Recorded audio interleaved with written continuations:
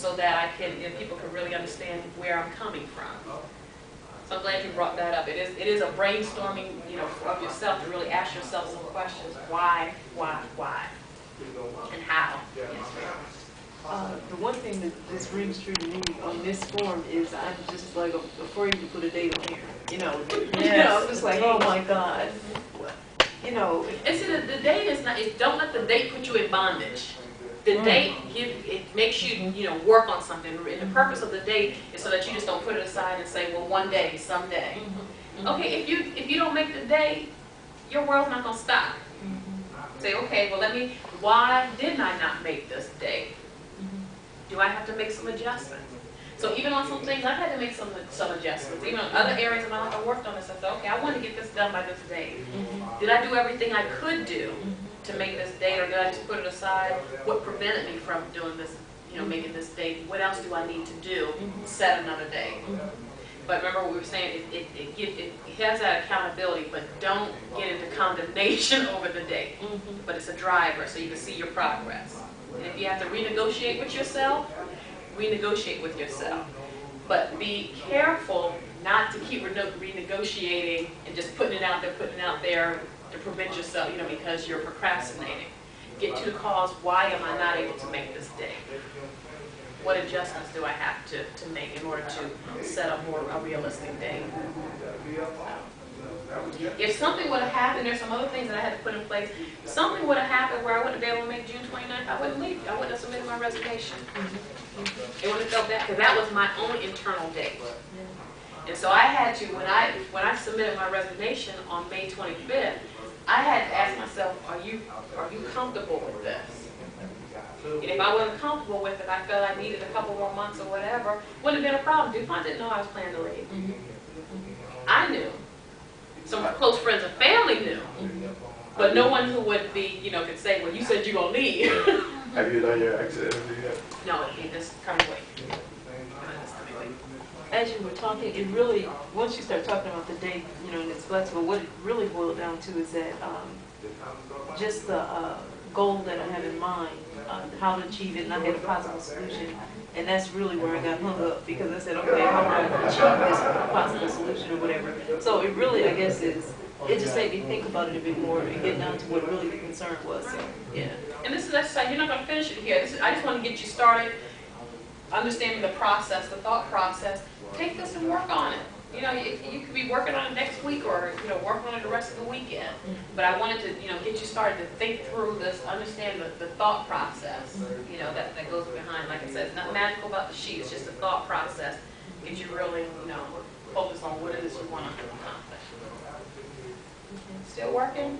Does everyone have at least one obstacle listed and taking it, at least going through step 10? Think of your affirmations. What would you tell yourself to keep you motivated toward that goal? Make sure you're right. I just said I have the ability and aptitude, and I need to do this. And basically, what I put down is pursue my master's degree. Okay. And so that's what my affirmation is for my goal. Okay. Do you mind sharing your going through the steps, your obstacles, and all Yeah, that? Okay. Thank you. Okay, as far as rewards, it would be a dream accomplishment, because I wanted to get to my master's. I haven't got around to that. So. Okay.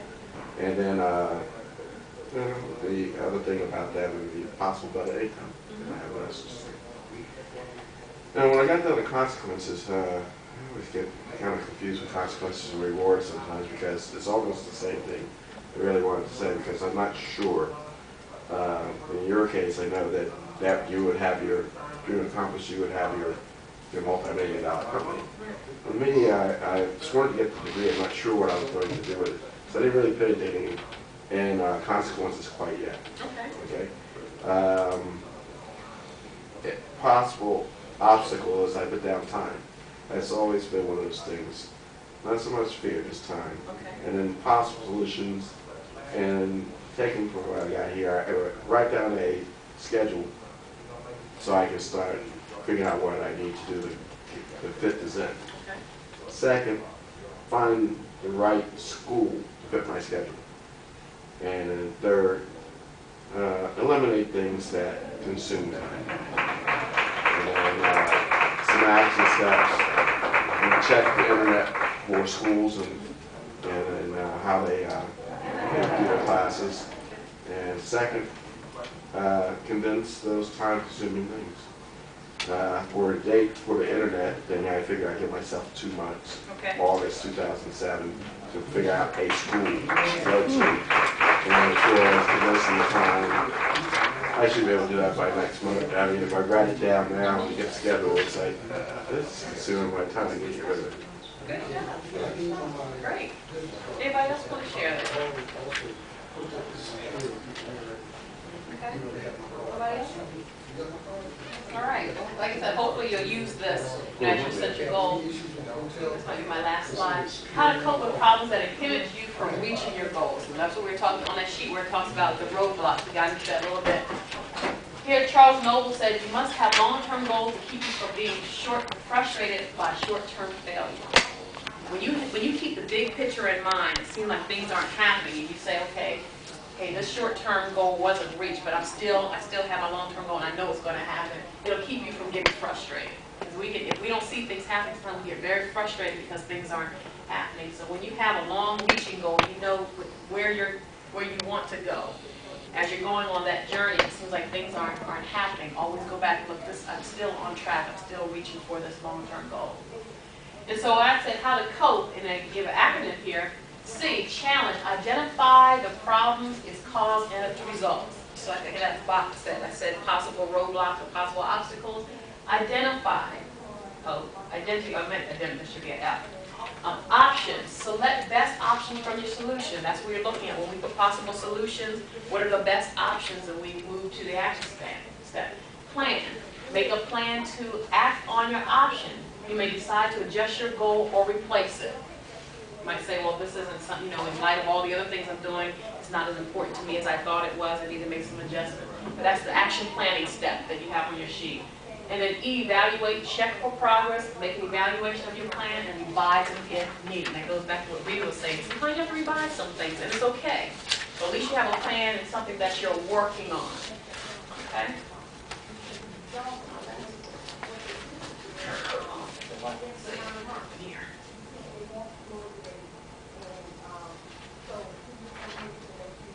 Okay, that was my last step. So I just want you to remember that it's important to set goals.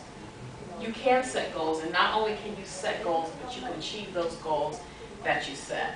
And so it leads to a much richer life. There's some dreams that you may have had, some things that you wanted to do, and you figured they were impossible or that they weren't that important.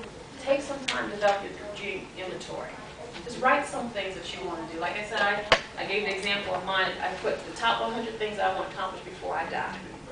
Sounds like a very lofty goal, but if I reach it, fine. If I don't reach it, fine, but at least I'm working towards something. Something that I'm working for, something I'm looking forward to. So, are there any questions or any comments? One last sheet. We'll give you a lot of paper, so this is a workshop. One last sheet. 10-year projection. Some questions I have for you. And you don't have to do this here, just to take with you. And it says, project yourself into the future 10 years. How old will you be in 10 years? What will your life be like then? How will your personal, family, career circumstances have changed by that date? Of course, this is highly imaginative projection, but attempt to be as realistic and objective as possible. In completing this project, you will be bothered by 2 questions repeatedly. Should I describe my future the way I want it to be, or should I describe my future the way I really think it's going to be? You will probably allow both factors to enter into your answers. Such a solution is both natural and desirable. This projection is for your benefit. No one else other than yourself will see this projection unless you share it. So I want you to work on this. Look at where you want to be in 10 years. What do you want to do in 10 years? Write this, explain this out. I think it'd be interesting to you. Just some information that you would fill out this card for me. Just if, any questions, any comments, it's on, what you got. One of the questions that is really important to me on this card, what one point did you find most helpful? One thing I'm doing is I always evaluate myself. How can I be better? How can I improve? So if you would be so kind to fill this out. Another thing that I have is And I want your email address so I can send you this presentation so you'll have it. And then I also have a monthly newsletter that's free that I send out every month. If you're interested in being on that mailing list, what it is, I'm sending information tips just like this. Right now I have a couple hundred people that I just send it out to on a monthly basis. Tips, articles that I write. And then if you're interested in more information on the back side, just let me know. I can get you that information.